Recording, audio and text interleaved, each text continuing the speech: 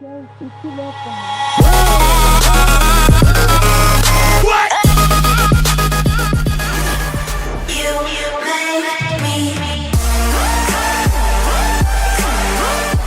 And hello, ladies and gentlemen, and welcome to Kyle the Pug Sports Review Show, where we talk about all the hottest sports topics all over the world, featuring, of course, professional sports, collegiate sports, and all other sports of that nature. We bring it to you here first on this YouTube channel, which is called, hence, Kyle the Pug Sports. No need for the hence in there, but I added it anyways. But again, guys, welcome to Kyle the Pug Sports Review Show. Now, of course, I am Kyle the Pug, aka Kyle Lodi, and why weren't we on last week? Well, I can tell you why here right now. Because there was a situation that happened, like a couple of weeks ago. And, of course, as always, Cowboy Nick was in that situation. And let's just say he was in a little bit of a timeout that week. In other words, he was on probation. So I took time off from the show just, get my coolings. Well, I wasn't really angry, but it was just like basically a punishment for what he did. So basically, he did his time. Everything is up. So now we move forward and make sure it doesn't happen again. But I have other videos for you guys I did on my channel. I did live streams, for Black Ops 3, Modern Warfare Remastered, stuff like that. I mean, I have that all on my main channel, which is always in the description below. So be sure to go check that out. And with that being said, on with today's show. So let's bring in our individual Cowboy Nick here right now, who just got off probation. Hi, everyone. Folks, it's me, Cowboy Nick. Cowboy Nick, and yes, I don't have to wear that ugly-ass ankle bracelet no more that says Bud Pug.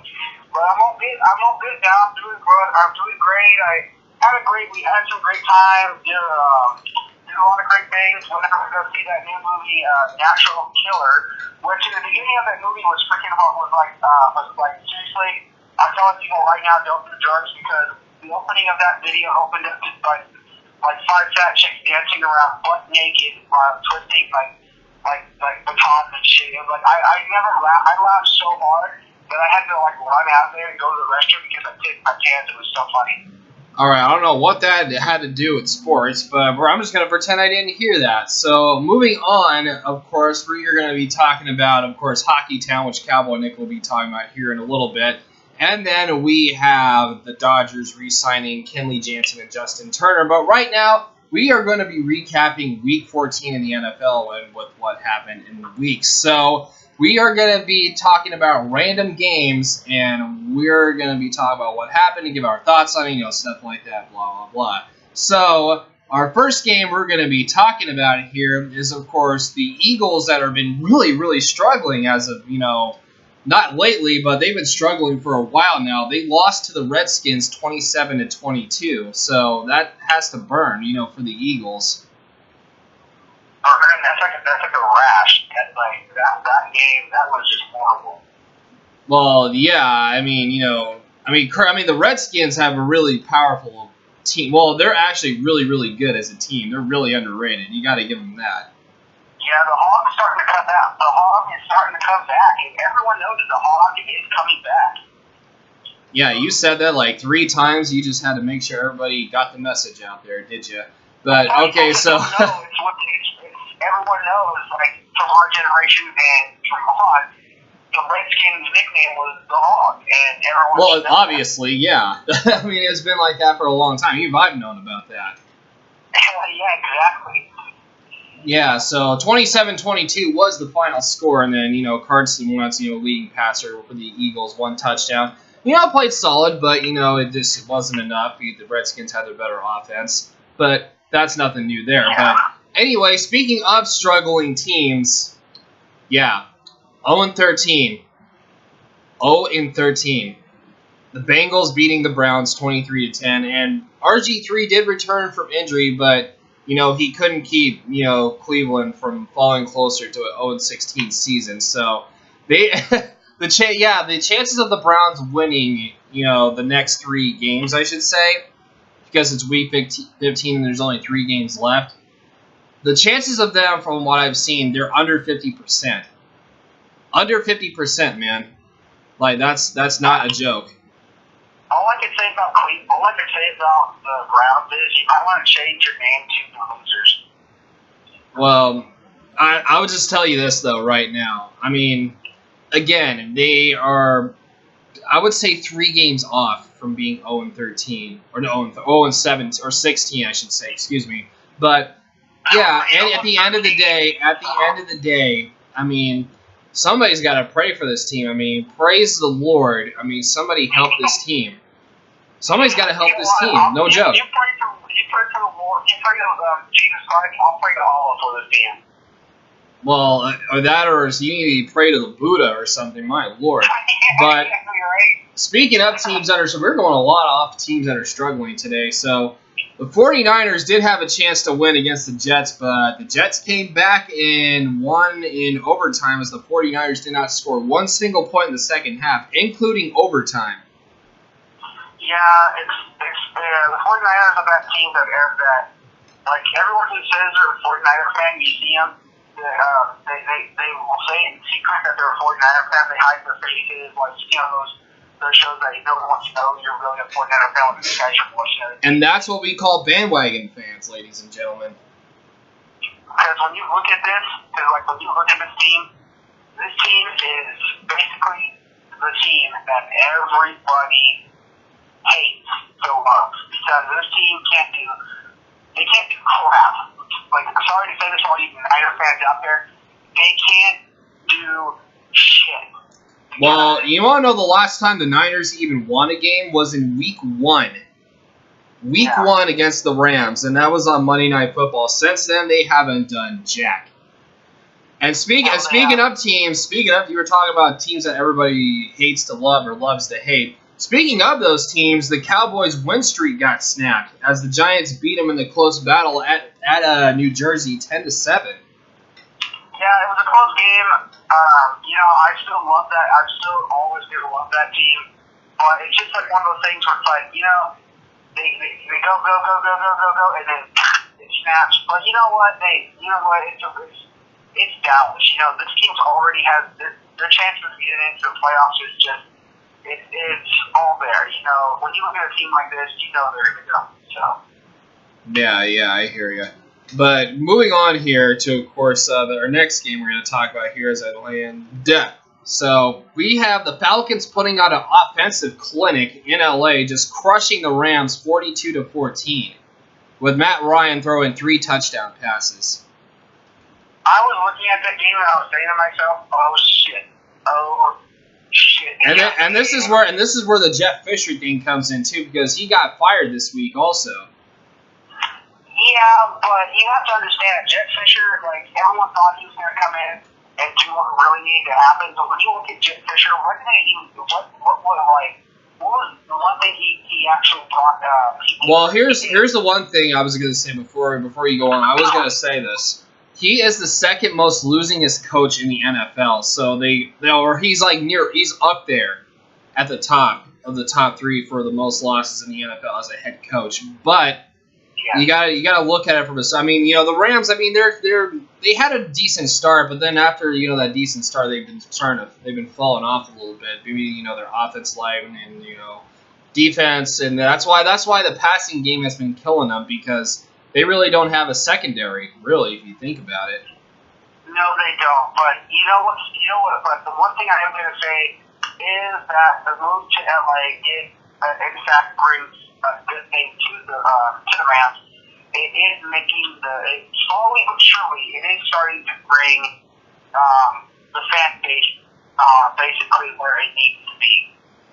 Yeah, we'll see where it goes here in a couple of years from now, as soon as they get that new stadium built down there. Moving on here, we have the Raiders and the Chiefs, also another good game, but the Chiefs came out on top in this one at home, 21-13, and now there is a tie, I believe, in the AFC West for first place, so this is going to be an interesting race for the next 3 weeks. Yeah, it is. It actually is going to be a great race, and it's going to be one of those things you're looking at this, and you're looking at this, and you're like, yeah. And to confirm that, yes, there is a tie. Oakland and Kansas City are tied in the AFC West. So, yes. Yeah, so basically what you have here is, of course, Latavius Murray, 103 yards, 1 touchdown for Oakland. But you have Alex Smith, though, 264 yards, 1 touchdown. And, yeah, that was pretty much it from there. So moving on to our final game we're going to be talking about here for this segment is, of course, last but not least, Tom Brady, 406 yards, 3 touchdowns in the victory over the Ravens, 30-23. And the Patriots look really, really good. Yeah, but when you look at this, you knew that was going to happen because you look at the Ravens and then you look at the Patriots and you look at what they have, Tom Gaylord, but still such a hater. But you look at this game and you think to yourself, you knew this outcome was going to happen. Well, of course, with LeGarrette Blount, 72 yards and 1 touchdown, and then Hogan also got his presence felt in there as well, so had 129 yards and 1 touchdown. So Brady had a variety of people on offense he can go to, and not just Rob Gronkowski, who's out for the year, and then you have Julian Edelman trying to step up too. He's got plenty of offensive people to work with. Yeah, but you also look at the other things about it as well. You look at the fact that he got, and people always underestimate this. It's not just his arm that he's got. That guy can run like a son of a bitch when need be. Exactly. Not just that, but he's got really good pocket awareness too when he's in the pocket. So moving on here to our next topic here. So we got Justin Turner, of course. We're going to talk about him and Kenley Jansen, but we're going to be talking about Justin Turner here first. So third baseman Justin Turner and the Los Angeles Dodgers officially agreed on Tuesday to a 4-year deal worth $64 million. So Turner overcame off-season microfracture knee surgery and a slow start to the season to post career highs in runs, hits, doubles, triples, home runs, and RBIs in 2016. He played in 151 games after manager Dave Roberts said Turner might have reduced playing time at the outset to compensate for its off-season surgery. Most of Turner's production came in his final 91 games of the season, as he was amongst the most NL leaders in a number of categories from June 13th until the end of the season. Over that span, though, he was third in the league with 69 RBIs, fifth with a .577 slugging percentage, and tied for sixth with 22 home runs. He was 15th in the NL with a .307 batting average, which was really impressive, over the season's final 3.5 months. So Turner, basically, he can overcome anything as long as he puts his mind to it, and that's a quote from Back to the Future. I don't know why I said that, but whatever. But Turner, this guy is an absolute trooper, and for him to re-sign with the Dodgers, I mean, this was a really critical signing. I think it was worth the wait. Plus, you have to also, when you look at this guy, I'm a Cardinals fan, and you look at this guy, his highs in runs. He's got 79 highs in runs. He's got 153 doubles. He's got 34 triples. He's got 3 home runs, 27 RBIs, and 90 in 2016. And he played in 151 games after manager. It's when you look at this guy, and you think to yourself, this is why the Dodgers didn't have a better score this year, because you look at this guy and you think to yourself, this is what the Dodgers need. And you also look at this, now that they have this guy coming back, and he'll be, even though it's winter, he's still probably doing some workouts and training. You look at this and you think to yourself, what impact is he going to have in this? Because when we look at the Dodgers and you look at their arch rival, the Giants, you look at these two teams, and with Turner, does this mean that the Dodgers are going to be the team to beat this year, or are the Giants going to be bullied again? All right. Here's the other thing. Here's the other thing I wanted to talk about. Just a couple of things here, really quick. So, going on to the 2015, this is why another reason why this was a critical signing for the Dodgers was that Turner posted a .457 on-base percentage and 5.14 slugging percentage while hitting, 2 home runs with 8 RBIs in 11 games in the postseason. The only postseason game in which he did not reach on base was the finale of the NLCS against the Cubs, and that ended a streak of 15 consecutive postseason games reaching a base. A mark that dated to the 2015 postseason. Now, to answer your question, say if we'll make him, with its re-signings, we'll get to Kenley Jansen here in a bit, but you were talking about if the Dodgers were any better, with Turner back, but But this is the real question right here. Are the Dodgers any better, re-signing Kenley, Jansen, and Justin Turner? So, to me, I think it makes them a slight better, but I feel like they got some kinks out to work with. Like, maybe get like a 3 or 4 starting pitcher and maybe a second baseman who's like typically on radar at this point. I mean, you got to go with your guts somehow. You got to find some, kinks in the system to adjust, Yeah, but the one kink, and I'm going to say this, that the Dodgers do have, when we're just talking about the support team on the show, is your outfield is just, like, there's a lot of people in the outfield. There's a lot of people in the outfield. I mean, it's so much in depth, but it's too much depth. Like, there's not enough people that get enough playing time, you know what I mean? Exactly, but you look at the depth, you want depth on your team. You want talent, and you want depth. That's absolutely fine. But when there's too much depth, then there's kind of creates a little bit of drama, because somebody's going to want to start at one position, and then you got another person wanting to be, I want to play this position. And that kind of clusters things a little bit. Yeah, but Kyle, let's go back to Game 4 with the Dodgers and the Cubs. And remember what happened in Game 4 at the bottom of the ninth when it wasn't home with that line drive was hit and no one, and it went out to left field and no one was able to get a handle on it, and so who got the third base. All right, so here's the other thing though. So basically, without the re-sign of Kenley Jansen, probably one of the best closers as of right now, next to Aroldis Chapman. Well, I don't know about Aroldis Chapman, but Chapman didn't do so well in the playoffs. Well, that's another topic. I'll talk about it other times. But the Dodgers, here we go.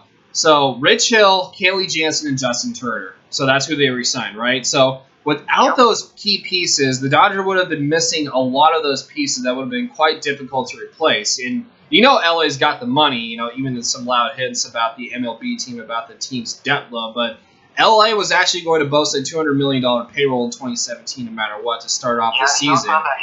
So start off the season with an 84 and 78 roster would have been unacceptable. And here's the other thing I wanted to mention too. And you were talking about predictions, for the next upcoming season. But what the experts predicted the Dodgers, even when June and Kershaw was out, they predicted the Dodgers to be dead in the water. And you know what? You know why the Dodgers actually fought this hard to actually get to where they were at in the NLCS? Because they had the players to motivate them and the will to pump up other players in the dugout. And everybody said, "Oh, the Dodgers are dead in the water, without Kershaw or nothing." That was just the media talking a whole bunch of bullshit. But the Dodgers stood together as a team. Dave Roberts got them together, and look where they were at last year. They had a hell of a season, no matter what. I couldn't have been more proud of these guys. Yes, they did.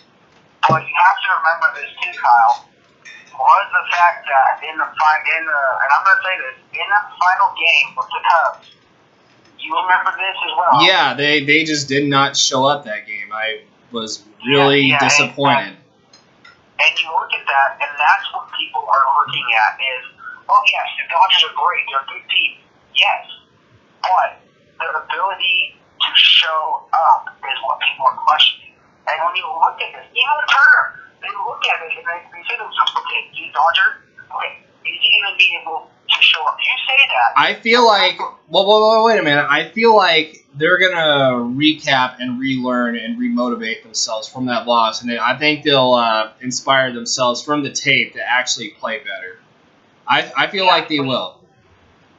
Yes, but also don't forget you have two in this. When you look at the NL, you have to remember as well. You have to remember there are two teams in the NL, not just the Giants. There are two teams in the NL that everyone looks at every year, and they say to themselves, "Are these teams gonna be the team?" It's not going to be the Padres, that's for sure. Because the Padres are the worst team in the NL West right now as we speak. But another team that's up and coming. Okay, well, but wait a minute. I want to talk about another team. I want to talk about. Wait a minute. I want to talk about another team in the NL West that could have potential if they actually get some pitching.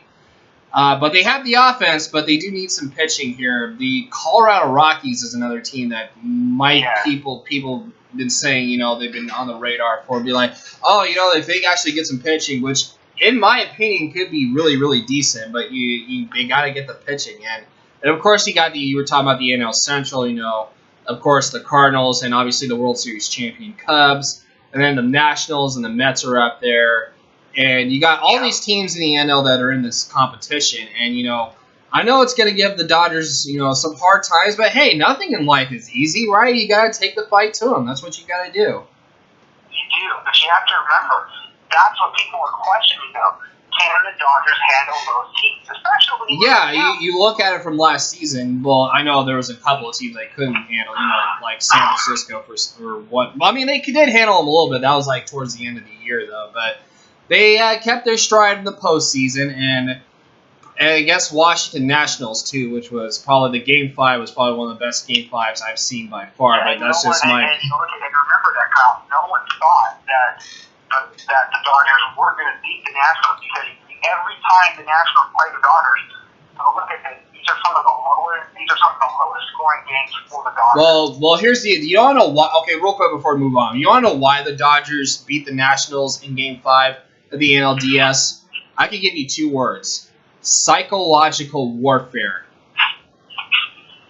That is the exact 2 words I'm going to give to you: psychological warfare. And if that doesn't get to your head, I don't know what will. But in that case, we got to move on here to Hockeytown. So, that being said, you can take the stage now because Hockeytown has just begun. All right, folks, we're going to talk about a little bit of Hockeytown. And in Hockeytown, we have a great story that we're going to talk about today.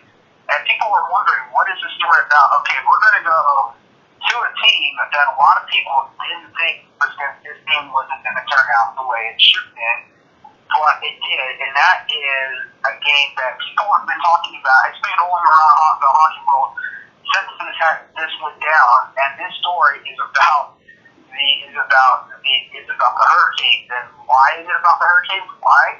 Because of what happened in a game with the Hurricanes and Vancouver, and people have not stopped talking about this. And right now, I'm going to play a little video about it.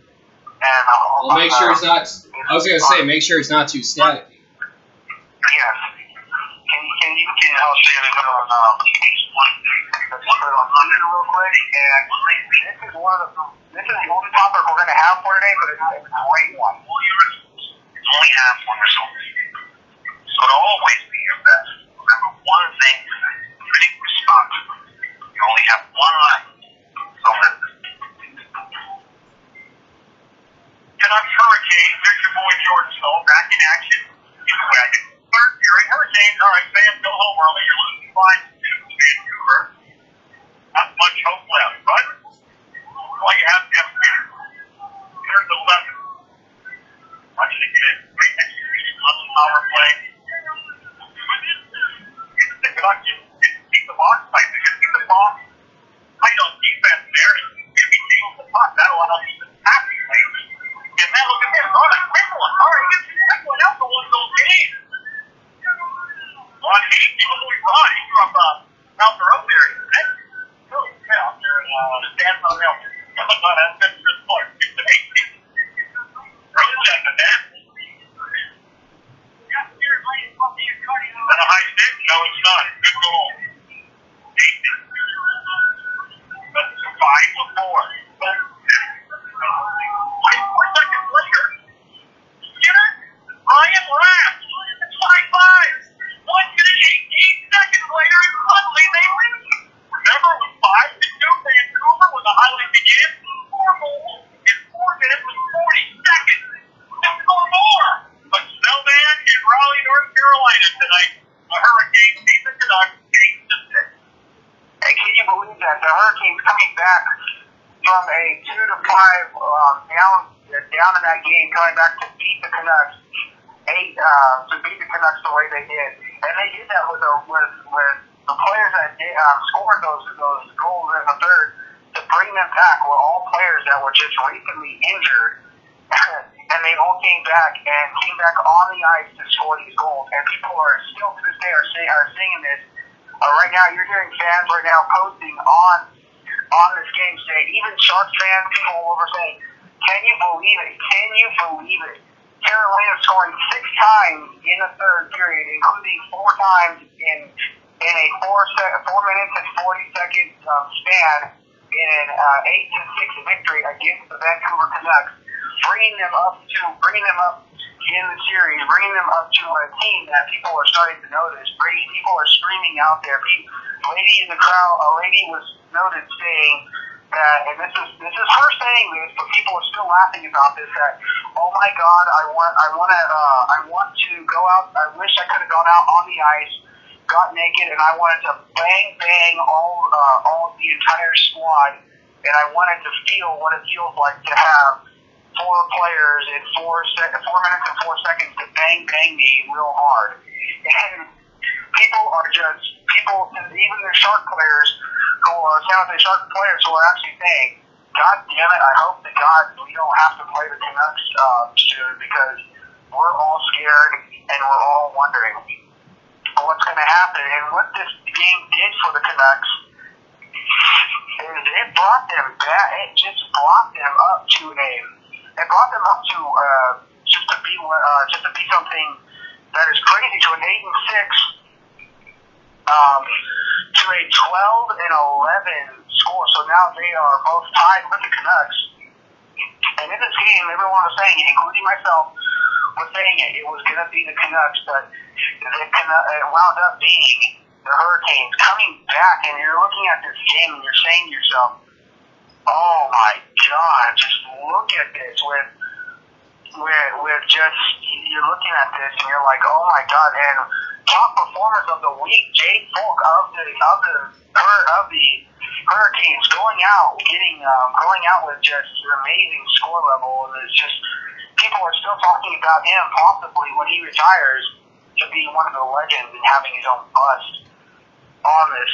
And it's just, people are crying. Like, there's a lady who had cancer who said, God, I'm so glad that my dream came true. I got to go to a Hurricanes game and just see this team go and blow out a team like Vancouver, who sucks. And it's just going out there, and you're looking at some of the games for tonight as the Sharks go into the 4 games for tonight, as the Sharks will go into Ottawa, and Ottawa players are saying this, God damn it, we have to play the Sharks. Couldn't we play Vancouver? And it's just going out, and the Sharks are saying we're gonna play like the Hurricanes, and just show the Senators how the Sharks and the Hurricanes go together. The Bruins are saying, oh my gosh, we have to play the Penguins. Can we play Vancouver, please, please, please? I'm quote saying from the goaltender Pastor Nark, saying, please, please, can we just please play Vancouver? Can someone else take the Penguins from us, please? Please, we beg you. We don't want this team. As the Penguins will play them in Pittsburgh tonight on NBC Sports Net at 7:30 p.m. Eastern.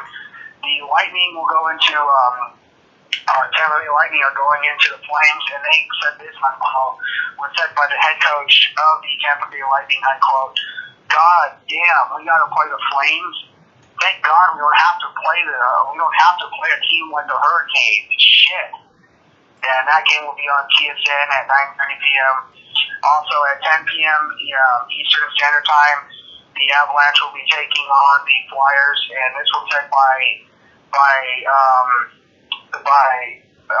McKinnon, the alternate for Colorado, and it was said to this, unquote, I thank God that I don't have to play the Hurricanes, because I don't want to have to lose my heart on.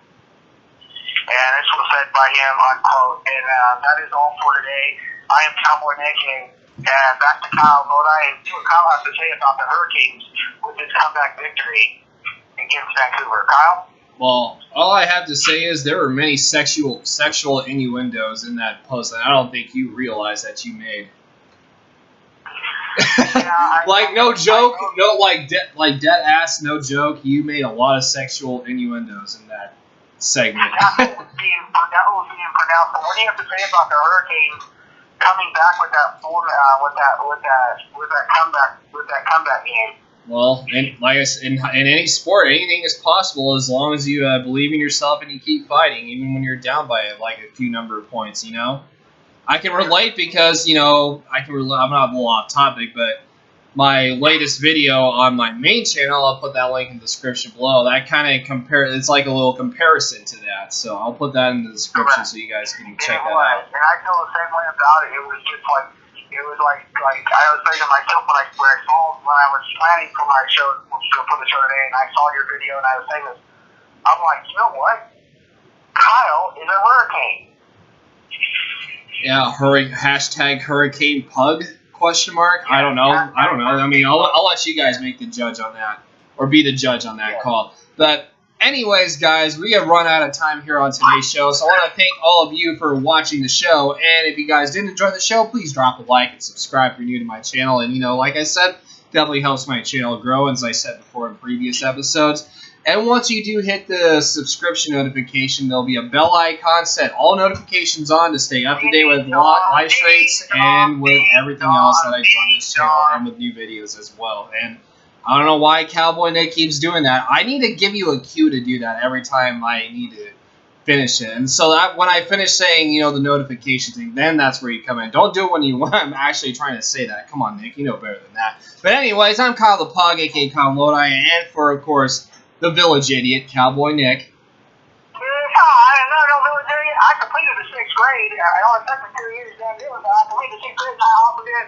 I also scratched my back, and I washed my in between my toes, and I cleaned all myself up, and there we go. All right. Okay, yeah, that was a little too much. You're acting too much like a clown. And like I said, I'm Kyle the Pug, and I will see you guys on Friday. So have a good day, and as always, stay safe. Peace! You've been out all night, I don't know where you've been. You're slurring all your words, not making any sense, but I don't fucking get